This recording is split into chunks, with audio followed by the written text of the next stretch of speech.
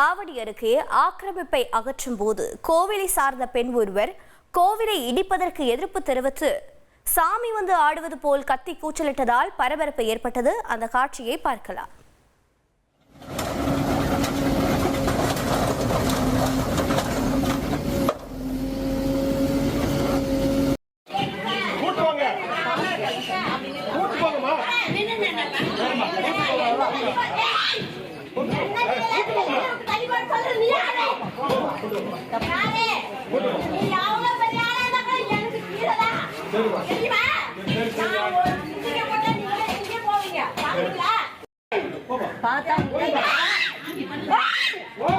கஷ்டமா இருக்கும்.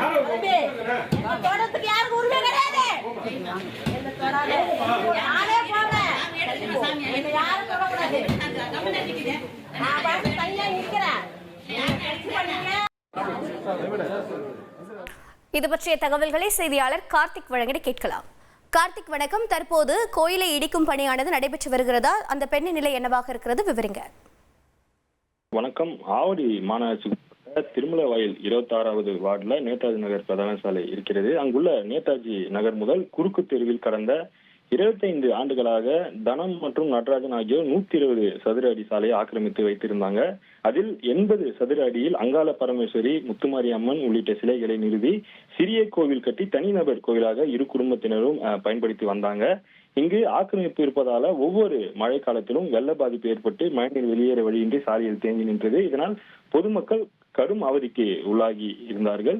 சாலை ஆக்கிரமித்து கட்டப்பட்டிருந்த கோவிலை இடித்து அகற்ற சென்னை உயர்நீதிமன்றம் உத்தரவிட்டிருந்தது. அதன்படி ஆவடி மாநகராட்சி நகரமைப்பு பிரிவு அதிகாரிகள் திருமலையில் போலீசார் பாதுகாப்புடன் சாலை ஆக்கிரமித்து இருந்த கோவிலை பொக்லைன் இயந்திரம் வாயிலாக இடித்து அகற்றும் பணியில ஈடுபட்டிருந்தார்கள்.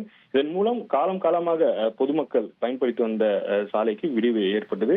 ஆக்கிரமிப்பை அகற்றும் போது கோவிலை சார்ந்த பெண் ஒருவர் கோவிலை இடிப்பதற்கு எதிர்ப்பு தெரிவித்து சாமி வந்து ஆடுவது போல் கத்தி கூச்சலிட்டார். பின்னர் அவர் போலீசாருடன் கடும் ஒரு வாக்குவாதத்துல ஈடுபட்டார். இதனால் அந்த பகுதியில ஒரு பெரும் பரபரப்பு ஏற்பட்டது. தற்போது முழுமையாக அந்த அகற்றும் பணிகள் நிறைவடைந்திருக்கிறது. உங்கள் தந்தி ஒன் தொலைக்காட்சியில் அண்ணாமலை தினமும் மதியம் 12 மணிக்கு காண தவறாதீர்கள்.